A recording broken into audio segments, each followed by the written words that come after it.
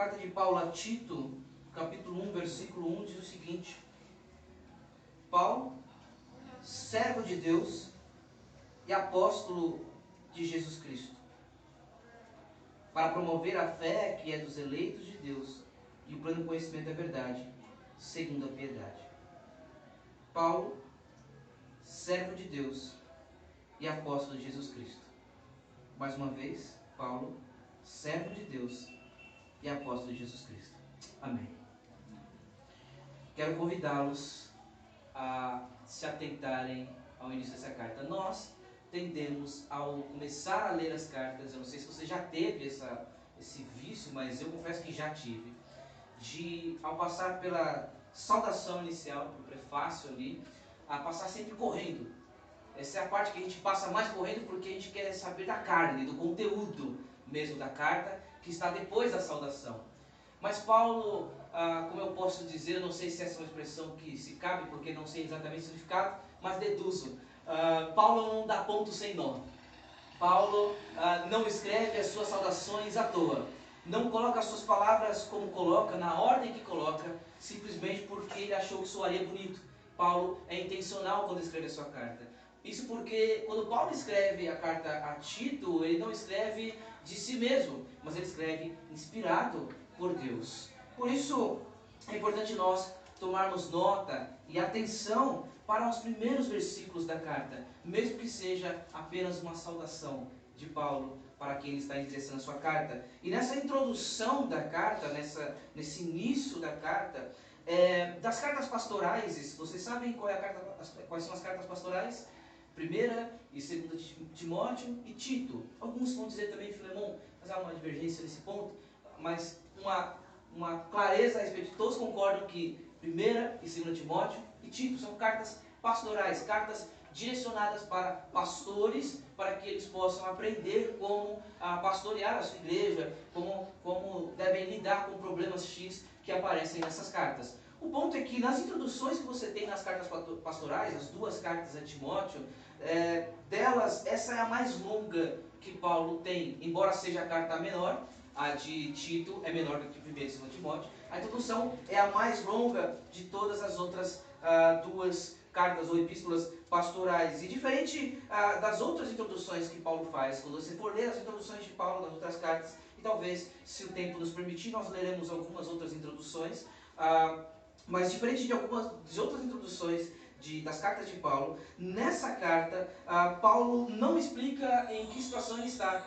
Ele não diz que ele está preso, ou se ele está solto, ou se ele está interessado em visitar os irmãos. Paulo não fala de si mesmo dessa maneira e também não fala das condições dos próprios irmãos. Vocês que estão assim, assim, assim, assado. Paulo dá nessa introdução da sua carta, nesse início da sua carta, ele dá uma descrição do seu serviço apostólico. Ele fala a respeito de como ele é como apóstolo, no sentido de que ele dá uma descrição do seu serviço apostólico. Então é uma introdução mais longa do que as outras pastorais, das cartas pastorais, e ela não fala a respeito de como ele está, da sua situação, das suas condições ou das condições dos seus leitores, mas dá uma descrição do serviço apostólico. E ao descrever o seu serviço apostólico, Paulo introduz as bases do seu argumento. Lembram-se da introdução? Eu sei que já fazem 3 semanas, mas lembram-se que nós fizemos um sermão de introdução, onde nós expomos, basicamente, estruturamos toda a carta de Tito em um só sermão. E nós quero te lembrar disso, que nessa primeira parte, nós falamos que Paulo dá a fonte da sua doutrina. Então, ao descrever o seu serviço apostólico aqui nesse início, do versículo 1 até o versículo 4, Paulo introduz as bases do seu argumento. Ele mostra de onde vêm os seus argumentos. Não vem da sua cabeça, mas vem de Deus. Nós iremos falar sobre isso mais adiante. E eu preciso confessar aos irmãos, eu estava num grande dilema interno de pregar um sermão mais longo aos irmãos, que duraria de 1 hora e pouca, quase 1h30. E nesse sentido, pregar um sermão mais longo me forçaria a pregar um sermão mais corrido, por estar mais preocupado com o horário, ou pregar um sermão mais curto, mais detalhado. Então, creio que conduzido pelo Senhor, eu espero assim, decidi fazer um sermão mais curto e focar apenas nesse início da salvação, onde Paulo diz: Paulo, servo de Deus e apóstolo de Jesus Cristo. E eu quero, inclusive, não faz parte normalmente das minhas introduções, eu não costumo interromper o sermão, mas quero agradecer muito ao John, a Jo e ao Mateus por mudarem e atenderem meu pedido, porque eu quero que nós aproveitemos ao máximo esse começo da carta. Nós corremos o risco de passar correndo e perder muito conteúdo no início dessas introduções das cartas que Paulo escreve. Então Paulo vai falar a respeito do seu ofício, essa primeira frase. Paulo vai falar a respeito do seu ofício, e ele se apresenta como servo e como apóstolo. Ele se apresenta como servo, e servo aqui é a palavra mesmo escravo. Ele se apresenta como escravo de Deus. E apóstolo é uma palavra que poderia ser traduzida como enviado. Enviado por Deus. E há, inclusive, há dois sentidos que é usado essa palavra no Novo Testamento. Às vezes, apóstolo no sentido de enviado, como Barnabé foi enviado pela igreja para pregar, para plantar igrejas. Mas nessa expressão que Paulo usa aqui como apóstolo do Senhor Jesus Cristo, ele não usa a expressão enviado no sentido apenas de ser enviado pela igreja, mas como a sua função como apóstolo, assim como os outros 12 apóstolos de Jesus Cristo. E por um lado nós temos servo, que é uma função, digamos, de escravo, uma função de submissão. Por outro lado nós temos ele se apresentando também como apóstolo, que é uma função de autoridade. Então há um contraste aqui entre servo e apóstolo. E eu quero te convidar a prestar atenção no fato de que Paulo, quando ele vai começar a sua carta, ele apresenta o seu nome, ele diz Paulo, mas antes de falar que ele é apóstolo de Jesus Cristo, ele começa dizendo que ele é servo de Deus. Lembre-se que eu disse que ele não coloca a ordem das palavras à toa. Uma dica, uma sugestão para você, quando você for ler as Escrituras e quiser sugar o máximo que você puder do texto, uma das perguntas que você pode fazer para o texto é perguntar por que ele colocou nessa ordem e não na outra. E como colocar em outra ordem pode mudar o significado do texto. Porque as Escrituras não são assim, não dá ponto sem nó. É claro que é importante, no caso disso, você pegar várias traduções, mas Paulo, ao escrever esse trecho, ele começa falando que ele é servo de Deus e depois apóstolo de Jesus Cristo. E sobre ele, o fato de ele colocar-se e se apresentar-se como servo de Deus, eu quero pensar com os irmãos 4 instruções que nós podemos tirar apenas desse trecho, e depois uma a respeito dele se apresentar como apóstolo de Jesus Cristo. E a primeira delas é que Paulo se apresenta como servo de Deus antes de ser apóstolo. E isso é muito significativo para nós. Por quê? Porque antes de qualquer função que você tenha, na igreja, por exemplo, como pastor, como diácono, como ministro, como irmã da cantina, como quem canta, quem arruma as cadeiras, como quem lava, como quem faz o café, a irmã Malu, né? Antes de qualquer outra função que você tenha no seu lar, por exemplo, como você, marido, esposa, pai, mãe, filho, avô, avó, neto, no trabalho, como você ser patrão, ou ser gerente, ou ser funcionário, você já preparou que as pessoas perguntam assim, o que você é? Normalmente você fala da sua profissão, normalmente você fala daquilo que você faz a maior parte do tempo durante a sua semana, mas antes de você dizer o que você é, no sentido de qual trabalho você executa, qual é a sua função dentro de uma igreja, ou antes de você dizer eu sou um pai, eu sou uma mãe, já viu as bios do Instagram? Quando você coloca na bio, você vai apresentar ali rapidamente quem você é. Aí você coloca lá, a minha está assim, inclusive. Marido, pai de 2, pastor, músico. Aí tá lá, quem você é. Mas antes de qualquer função que você tenha, antes de qualquer uma delas, antes de você apresentar que você é um apóstolo, o que você faz para Deus nesse sentido de uma função específica, antes de qualquer coisa, você é um servo de Deus. E essa é a sua maior identidade. Há uma crise imensa de identidade em muitos lugares. Na verdade, nós vivemos em uma época onde há crise de identidade. Onde as pessoas precisam e vivem procurando a respeito de quem elas são. Eu não sei quem eu sou. Eu lembro de ter assistido, quando eu era criança, assim, adolescente, um filme do Jack Chan, em que ele esquece quem ele é, e ele está em cima de uma pilastra muito grande, e gritando, quem eu sou? Quem eu sou? E eu confesso que quando eu era pequeno, eu não entendia muito bem o filme, e eu achava assim, que ridículo, ele é ele mesmo, você tem dúvida disso? Como ele tem dúvida de quem ele é? Eu sou esse aqui que eu estou sentindo, carne e osso. Mas eu não entendia que ali é uma crise a respeito, não me lembro exatamente do filme, se ele tinha uma amnésia ou algo do tipo, mas o ponto é que saber quem você é, às vezes é muito importante, eu diria, é muito muito importante que você saiba quem você é. E nessa crise, nesse afã de descobrir quem eu sou, nós buscamos criar nossa identidade em muitas outras atividades que cumprimos. Nós buscamos criar nossa identidade em muitas coisas que nós fazemos. Mas mais do que um funcionário, mais do que um pai, mais do que um membro, mais do que um estudante, mais do que qualquer coisa, um artista que você é, um fotógrafo, um pintor, um músico, mais do que um designer, mais do que uma cozinheira, mais do que qualquer outra coisa, a sua principal identidade, a primeira coisa que tem que exalar de você, quando alguém pergunta quem você é, eu sou o servo de Deus. Essa é a minha principal identidade. Eu sou um servo de Deus. É isso que você é. Se você colocou a sua fé em Cristo Jesus, é isso que você é. Paulo poderia dizer muitas coisas sobre si mesmo. E de verdade, o currículo de Paulo é de dar inveja. Paulo poderia dizer muitas coisas sobre si mesmo. Ele podia falar sobre os seus méritos, ele podia falar sobre a sua família. Mas ele se apresentou primeiramente como servo e apóstolo. Ele não fala de si nas suas outras atividades.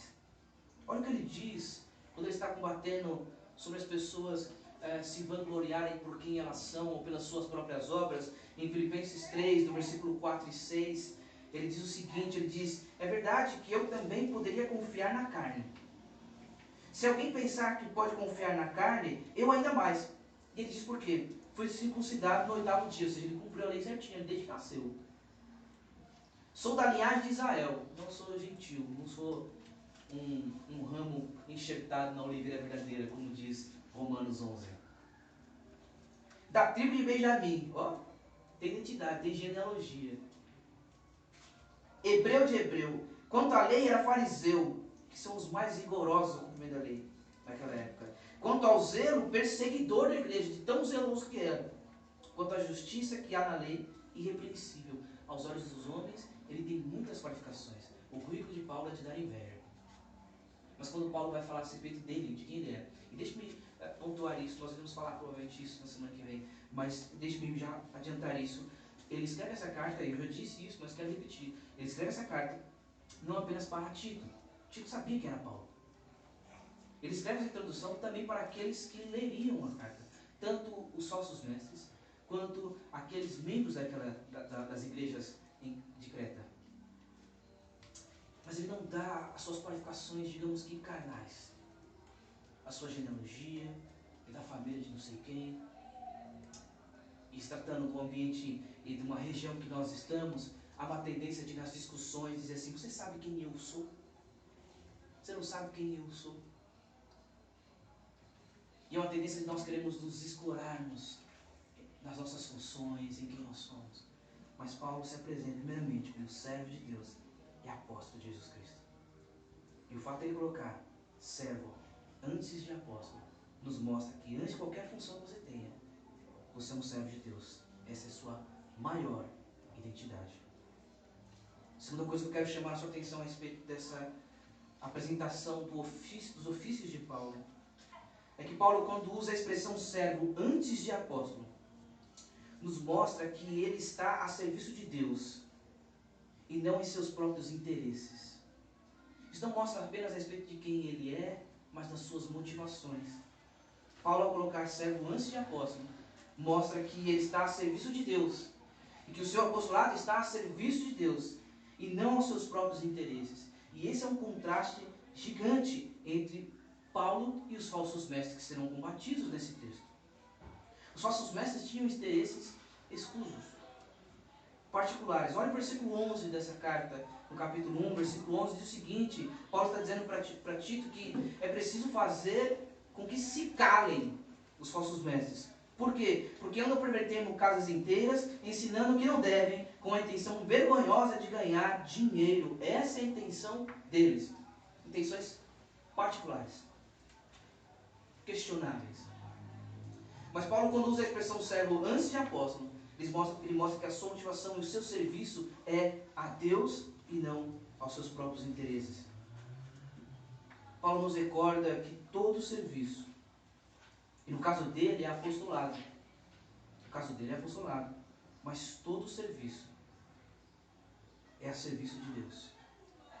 Tudo que você faz antes de qualquer coisa, tudo que você faz é a serviço de Deus. Lembra das funções que eu disse agora há pouco como exemplo? Suas funções, sejam elas em quais áreas forem, sejam elas na igreja, no lar, no trabalho, na escola, onde você estiver, antes de mais nada, o que você faz deve ser a serviço de Deus. É isso. A serviço de Deus. O apostolado de Paulo não era para ele mesmo, era a serviço de Deus. Tocar bateria não é para você mesmo, é a serviço de Deus. Fazer o seu curso, passar na faculdade, concluir a sua faculdade, cozinhar, lavar pratos, estudar, tudo isso é a serviço de Deus. Esse tem que ser o primeiro ponto da sua vida. A serviço de Deus. Tudo que você fizer, fazer a serviço de Deus. Paulo está falando sobre servos em Colossenses 3.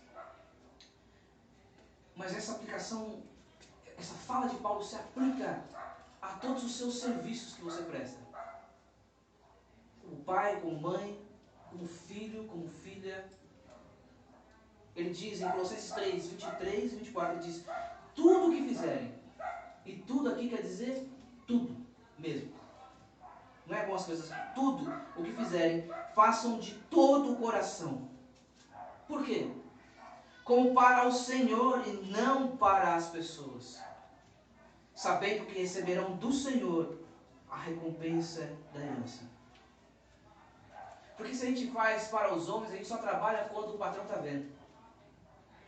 Se a gente faz para os nossos interesses, a gente só pastoreia se as pessoas estiverem olhando. Quando ninguém está vendo, a gente só enrola. Quando ninguém percebe, ninguém cobra, então a gente só segue. Mas ele diz: o Senhor, sabendo que receberão do Senhor a recompensa da herança. É a Cristo o Senhor que vocês estão servindo. É a Cristo o Senhor que vocês estão servindo. Sabe aquele serviço sem vergonha que você faz às vezes? É ao Senhor que você está oferecendo aqui. Por isso, tudo que você faz precisa ser colocado antes essa identidade sua de servo de Deus. Porque aí você vai lembrar de que você está servindo a Deus com tudo que você faz. Seja no apostolado, seja a área que você estiver servindo. No seu lar, na rua, na igreja, em qualquer lugar. Terceira coisa que eu quero chamar a sua atenção a respeito desse serviço é que até aqui, até chegar à carta de Tito, todas as outras cartas de Paulo, ele se apresenta como servo de Cristo. Servo de Cristo. Nessa carta, essa é a única carta de Paulo, que ele se apresenta como servo de Deus. E nós cremos na Trindade. Deus Pai, Deus Filho e Deus Espírito Santo.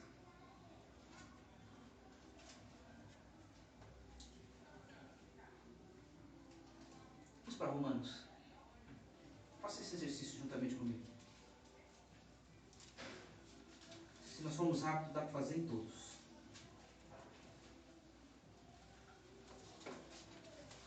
Romanos 1. Romanos 1.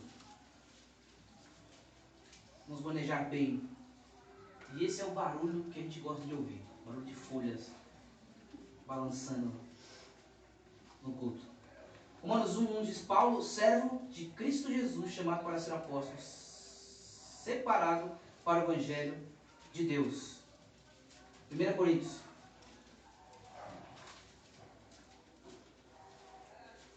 Coríntios 1. Paulo, chamado pela vontade de Deus para ser apóstolo de Cristo Jesus, e o irmão Sóstenes, a igreja de Deus que está em Corinto. 2 Coríntios.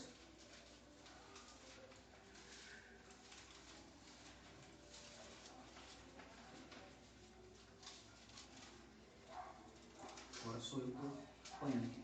2 Coríntios, capítulo 1, versículo 1. Paulo, apóstolo de Cristo Jesus, pela vontade de Deus, e o irmão Timóteo, a igreja de Deus que está em Corinto, e a todos os santos em toda a Caia. Só mais um pouco.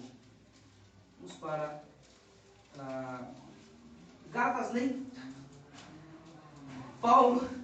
Gálatas. Paulo, apóstolo, não da parte de pessoas, nem por meio de homens algum, mas por Jesus Cristo e por Deus Pai, que ressuscitou todos os mortos. Efésios. Paulo, apóstolo de Cristo Jesus, pela vontade de Deus, aos santos que vivem em Éfeso são fiéis em Cristo Jesus. Enfim, você tem Filipenses, você tem Colossenses, Tessalonicenses, 1 Tessalonicenses, 2 Tessalonicenses, 1 Timóteo, 2 Timóteo, você tem Filemão. Se você quiser, você tem até Hebreus, se você acha que foi Paulo que escreveu ele. Em nenhuma dessas cartas, Paulo se apresenta como servo de Deus, todas elas como servo de Cristo. Por que isso é importante? Servo de Deus é uma expressão usada pelos patriarcas e profetas do Antigo Testamento. Talvez Paulo esteja aqui alegando para ele a mesma autoridade do seu ministério, do seu apostolado, que os patriarcas e os profetas tiveram. E isso é um contraste gigante com os falsos mestres. Ou seja, não é só a intenção de Paulo, não é só a motivação de Paulo, mas também a autoridade de Paulo vinha de Deus. Ele era servo de Deus, essa era a sua identidade primária. Ele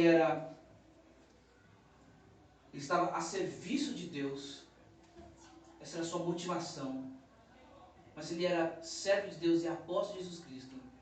E quando ele coloca servo de Deus e não servo de Cristo, ele está lembrando da expressão que os profetas e os patriarcas usavam quando falavam. Ele está arrogando para si a mesma autoridade dos patriarcas e dos profetas. A autoridade de Paulo vinha de Deus. Vinha de Deus. E talvez a pergunta seja: como pode a sua autoridade vir de Deus? Como é que pode a sua autoridade vir de Deus? Por que nós temos autoridade? Irmãos, nós não somos anti-autoridade. Existe hierarquia no mundo. Os anti-autoridades são os doidos que existem por aí, que acham que confundem autoridade com tirania, que acham que toda autoridade é tirania. E os falsos mestres, segundo Pedro, no capítulo 2, acho que versículo 10 ou 11. Os falsos mestres entendem que a autoridade, qualquer autoridade, é ruim. Eles não querem seguir nenhuma autoridade. Todos temos autoridade. Seja você pai, seja você mãe, seja você um líder, um pastor, um presbítero, seja você um funcionário, seja você um gerente, um patrão. Agora, como pode a sua autoridade vir de Deus? Na igreja, Calvino diz o seguinte: Deus forneceu uma norma boa e segura para a sua escolha e designação no ofício. Não obstante, muitos homens têm tentado promover-se através de ambição e por meios corruptos. E Calvino coloca esse ponto porque é exatamente esse o problema dos falsos mestres aqui.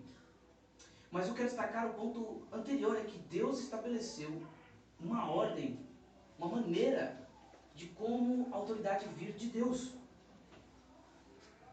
E ele vai dar esses detalhes depois, do versículo 5 até o versículo 9, no capítulo 1.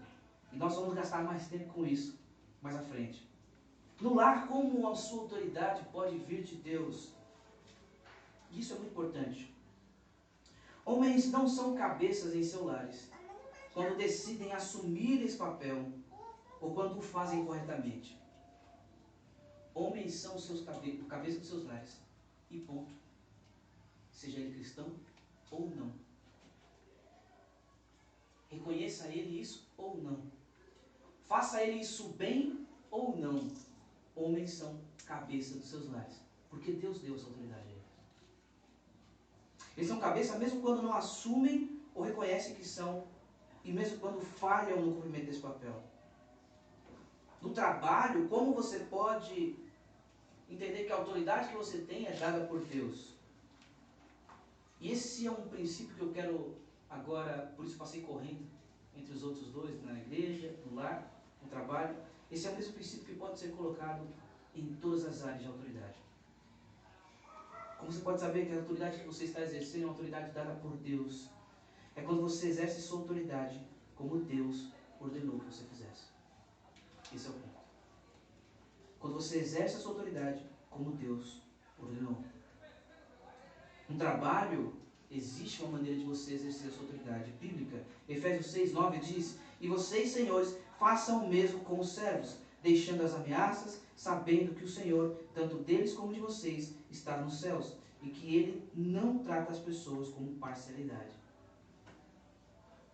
Família, também há uma maneira de você exercer corretamente a sua autoridade. E vocês, pais, não provoquem os seus filhos a ira, mas tratem de criá-los na disciplina e na demonstração do Senhor. E deixa-me pontuar algo bem interessante. É porque o texto diz o seguinte: vocês, pais, não provoquem os seus filhos a ira. Mas isso não quer dizer que você não deva corrigi-los. Não provoquem os seus filhos a ira, mas tratem de criá-los na disciplina e na demonstração do Senhor. O ponto é como você trata a disciplina e a demonstração do Senhor. Se é só esmagando o Espírito, ou se é com o zelo de conduzi-lo ao Senhor, na demonstração do Senhor. Mas há um jeito de fazer isso. De exercer a sua autoridade de maneira cristã, bíblica. E se você faz isso, a sua autoridade é dada por Deus. Efésios 5, do 21 ao 33, vocês conhecem. Já me ouviram ler bastante esse trecho. Na igreja, as cartas pastorais. Você tem 1 e 2 Timóteo, tem Tito, e tem outros textos. Por exemplo, 1 Pedro 5, que fala como você deve exercer a sua autoridade como pastor, como presbítero. Isso eu falo mais direcionado especificamente a 3 homens nessa casa: ao Guilherme, ao Mateus e ao John. E você, se deseja esse ministério, começar a pensar nisso já. Quando Paulo se apresenta como servo de Deus e usa a expressão usada pelos patriarcas e pelos profetas, ele mostra que a sua autoridade e aquilo que ele vai falar no decorrer dessa carta não é da cabeça dele, mas ele fala como um servo de Deus. Quarta e última instrução que eu quero tirar aqui nesse trecho é que todos estamos a serviço da soberania de Deus. Todos. O crente, o incrédulo, o presidente, o prefeito, o governador, o professor, todos estão a serviço de Deus, da soberania de Deus. Por quê? Porque Deus é soberano. Inclusive, dá para cantar soberano. Deus é soberano sobre tudo. Sobre tudo. Mas nem todos servem a Deus nos termos que Paulo coloca aqui nesse trecho. Todos são servos de Deus, porque todos estão debaixo da soberania de Deus. Todos estão a serviço de Deus. No sentido de que Deus tem soberania sobre tudo. Mas nem todos servem a Deus nos termos em que Paulo coloca aqui. Nesse trecho nós podemos ver, e em outros, que Paulo mostra que ou se é escravo do pecado, ou se é escravo de Cristo, ou se é escravo de Deus. Não tem meio termo. Se você é escravo do pecado, você não está sendo escravo de Deus. E se você é escravo de Deus, você não é escravo do pecado. E se eu não quero ser escravo nem do pecado nem de Deus? Não existe isso. Não dá certo, não acontece. Não acontece. É impossível. Ou você é escravo de Deus, ou você é escravo do pecado. Romanos 6,16 diz o seguinte: será que vocês não sabem que, ao se oferecerem como servos pela obediência, vocês são servos daquele a quem obedecem, seja do pecado, que leva à morte, ou da obediência, que conduz à justiça? Você é escravo daquilo que você obedece. Jesus disse em João 8,34: em verdade lhes digo que todo o que comete pecado é escravo do pecado. Por isso ele diz: conhecereis a verdade, e a verdade vos libertará. Por isso que Paulo é servo de Deus. Isso nos mostra que ou você é servo de Deus ou você é servo do pecado. E apóstolo Jesus Cristo, para promover a fé que é dos eleitos de Deus e o pleno conhecimento da verdade. Porque os que conhecem, esses que têm a sua fé, essa fé que é dos eleitos de Deus, que se manifesta no pleno conhecimento da verdade, ele passa a ser escravo de Deus e não escravo do pecado. Irmãos, essa identidade de servo de Deus, essa identidade não é a que mais importa simplesmente. É que sem essa identidade, sem você estar nela, sem você ser escravo de Deus, tudo que vem a seguir não importa. Não é só a primeira, mas se você não é escravo de Deus, sem essa definição clara, você é um escravo de Deus, tudo que vem a seguir não importa. Não importa o que você faz. Se você antes não é escravo de Deus, se você antes não é servo de Deus, todo o resto é fruto da escravidão do pecado.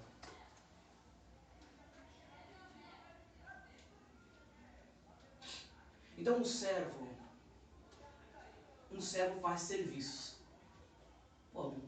Um servo faz serviço, um servo serve. E Paulo é servo de Deus.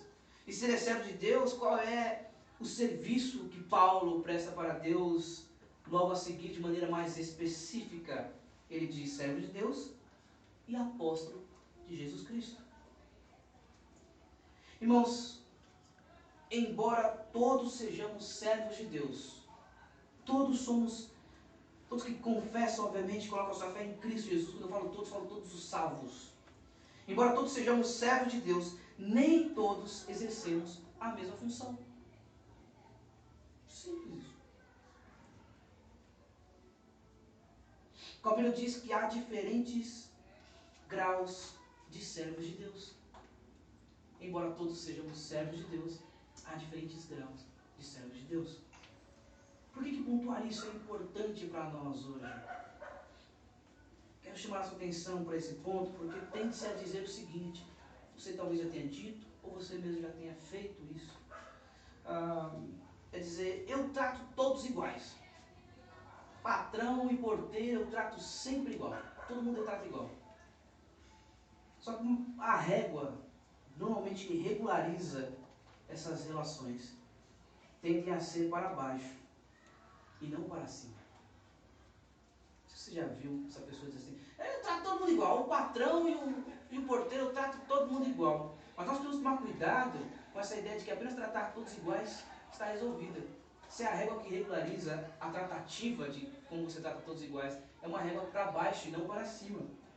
É uma régua que diminui a sua tratativa com o patrão, em vez de elevar a sua tratativa com o porteiro. Então é importante que nós entendamos que, embora todos sejamos servos de Deus, nem todos exercemos a mesma função. E que isso nos faça perceber que, se você trata todos iguais, eu te encorajo a fazer isso. Não seja puxando a régua para baixo, mas puxando ela para cima.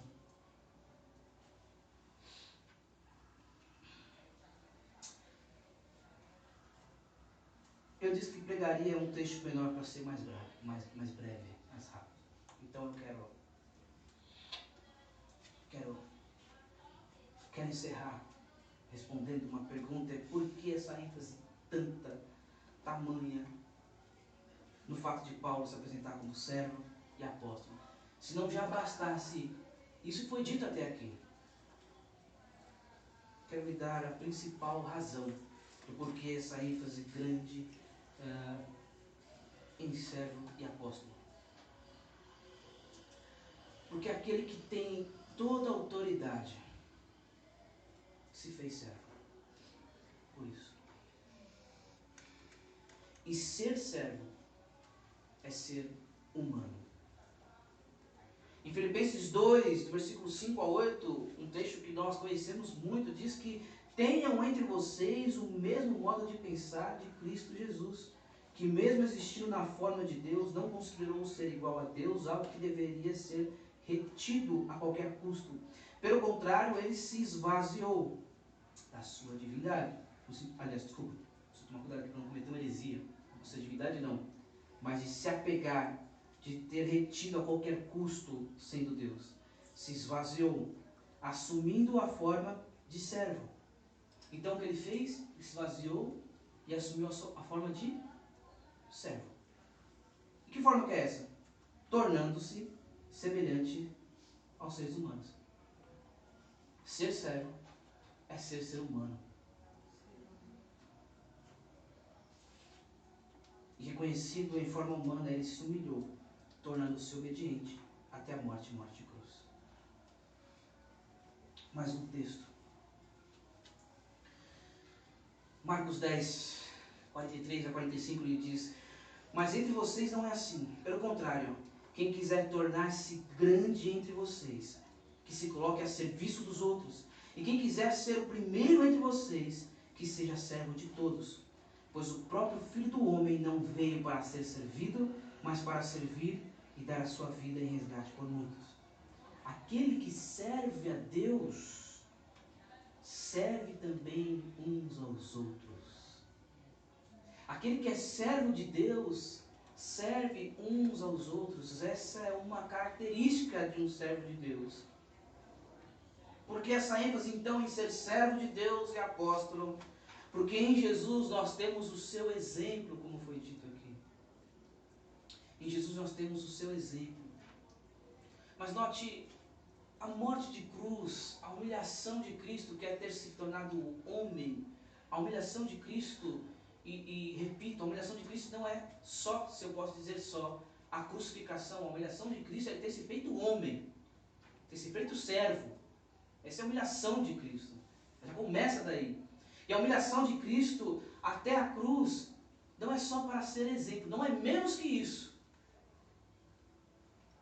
Mas não é só para ser exemplo, é mais do que isso. Cristo se fez servo para que não fôssemos servos do pecado.